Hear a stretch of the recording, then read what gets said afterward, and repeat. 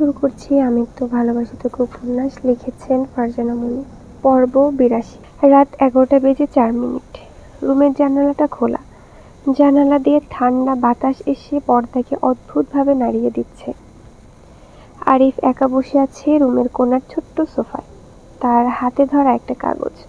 কোনো চিঠি না, কোনো স্ক্রিপ্ট না, কেবল একটা সাদা পৃষ্ঠা, যেখানে কিছু লেখা হয়নি, কিন্তু মনের ভেতরে যেন হাজারো লাইন আঁকা। দরজাটা ভেতর থেকে বন্ধ, আলোটা আবছা, ঘরটা নিস্তব্ধ। ঠিক যেন নিস্তব্ধ এখন আরিফের বুক। সে ধীরে ধীরে চোখ বন্ধ করল।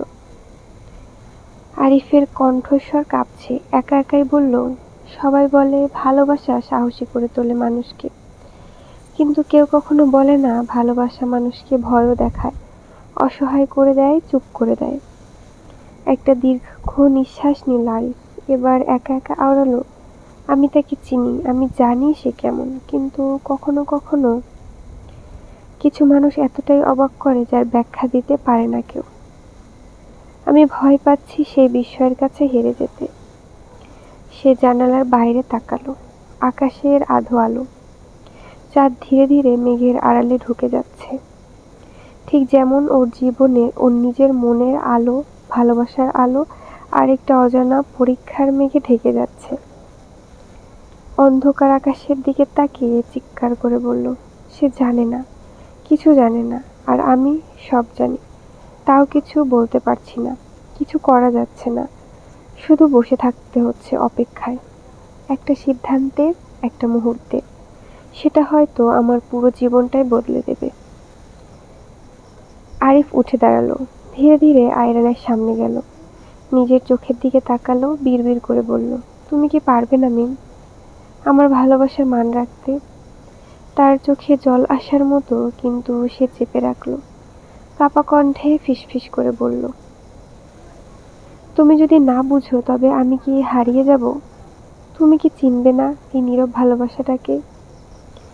ঘর জুড়ে তখনও নিস্তব্ধতা, শুধু জানালার পর্দা উঠছে, আর আরিফ একা দাঁড়িয়ে আছে হৃদয়ের এক বিশাল ঝড় নিয়ে, যা কেবল সে আর একজনই অনুভব করছে, সে হলো মিম। কিন্তু মিম জানেই না এই পুরো ঝড়ের কেন্দ্রবিন্দুতে সে নিজেই দাঁড়িয়ে। ধীরে ধীরে ঘড়ির কাঁটা এসে থামল রাত ১২টায়। রুমের নিস্তব্ধতায় টিকতে না পেরে আরিফ বেরিয়ে পড়ল অন্ধকার রাত্রে অজানা গন্তব্যে। অন্যদিকে রাত ১২টা পেরিয়ে গেছে। স্প্যারাউ ড্রিম হাউসের চারপাশ নিস্তব্ধ। সবাই ঘুমিয়ে পড়েছে, শুধু একটা ঘরে আলো জ্বলছে এখনো। মিমের ঘর। চুপচাপ বিছানায় বসে আছে সে, চুল খোলা, মুখটা ফ্যাকাশে, চোখ ফুলে গেছে কাঁদতে কাঁদতে, তাকিয়ে আছে ড্রেসিং টেবিলের আয়নার দিকে। নিজেকে চিনতেই পারছে না।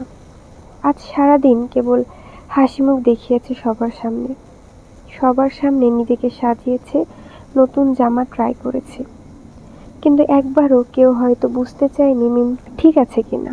সেদিন আরিফের এত কথা শুনেও মিম বেহায়ের মতো আজ সারাদিন কল মেসেজ দিয়েছে। আরিফ গত ২ দিন ধরে ফেসবুক, হোয়াটসঅ্যাপ, ইমো সব থেকেই অফলাইন, সিমটাও বন্ধ।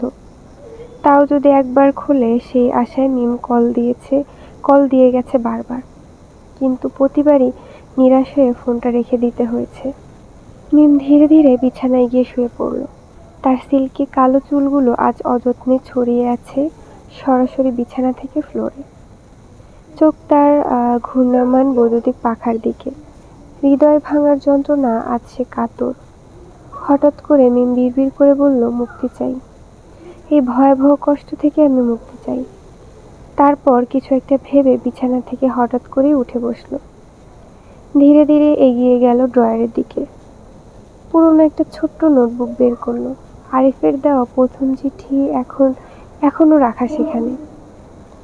সেই চিঠির পাশে আজ লিখল সে, আমি হেরে যাচ্ছি আরিফ, তোমার চুপ করে থাকা আমার সহ্য হচ্ছে না। জানি না বিয়েটা কার সাথে হচ্ছে, জানি না তুমি কোথায়, শুধু জানি তুমি ছাড়া আমি কিছুই না। এই বিয়ে, এই আনন্দ, এই সাজ, সব যেন বিষ লাগছে।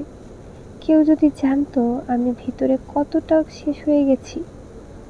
তারপর একটা সাদা পেজ ছিঁড়ে আলাদাভাবে লিখল, আব্বু আম্মু, আপনারা যদি এই চিঠিটা পড়েন তাহলে শুধু জানবেন আমি কারো বিরুদ্ধে না, আমি শুধু আমার ভালোবাসার পক্ষে ছিলাম।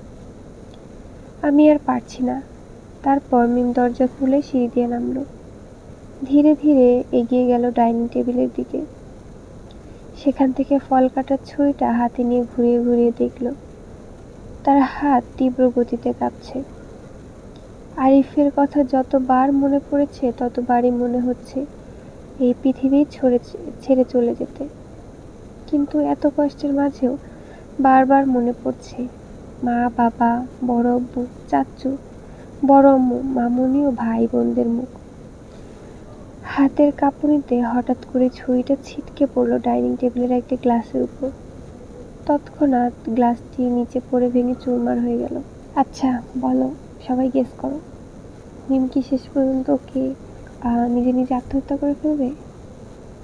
আচ্ছা, আরেকটা কথা, মিমের সাথে বিয়েটা হচ্ছে কার? Guess what? কমেন্টে অবশ্যই বলবে।